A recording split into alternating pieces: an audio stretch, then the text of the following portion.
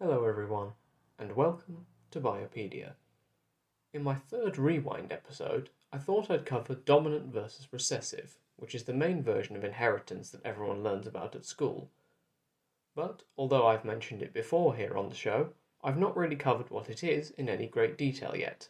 So, this episode will address that.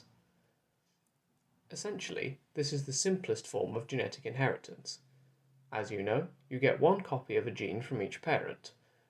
If a gene is dominant, only one copy needs to be inherited for the organism to display the phenotype associated with it. The example commonly cited in schools is brown eyes.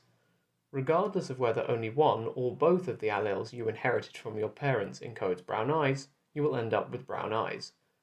Conversely, a recessive phenotype can only be expressed if both inherited copies are the recessive gene. Continuing with this example, blue eyes are only present if you have two alleles for blue eyes. Now, I know eye colour is in fact more complicated than this, but I'm using it to illustrate the point due to how commonly it is used when first teaching the subject. Dominant alleles are usually shown with a capital letter when displaying them in shorthand, while recessive alleles are shown lowercase. In this case, big R or big R little r would give a dominant phenotype, while little r would give a recessive phenotype. This means that, in a sense, dominant alleles overshadow recessive alleles. If both a recessive and a dominant allele are present, the dominant allele will be expressed as the phenotype. There are some models of inheritance where this is not the case, such as codominance or incomplete dominance, but I'm going to leave a discussion of these for another time.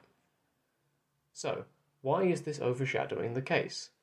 This is a question that is perhaps logical, but isn't really addressed when talking about the subject. Part of the answer lies in the fact that mutant, non-functioning alleles are usually recessive, while functioning versions are dominant. Building off this, I'm going to give an example here that involves pigment, as it's easy to visualize. Let's imagine there are two pigment levels you can have, present or absent, making our example binary and thus perhaps easier to visualize. If you have even one copy of the gene that produces pigment, pigment will be present. It doesn't matter if you've got a copy of the gene that produces no pigment. If there is a pigment-producing allele, the phenotype will be that pigment is present.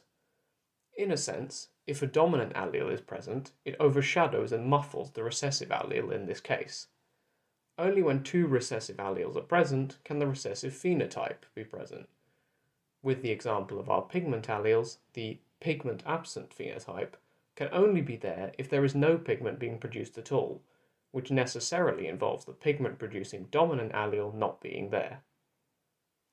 With that, thank you for listening, and I hope I've explained that clearly enough. Feel free to get in touch with the show at biopediapodcast@gmail.com for any questions, comments, or suggestions for future topics. Until next time, have a great week, everyone.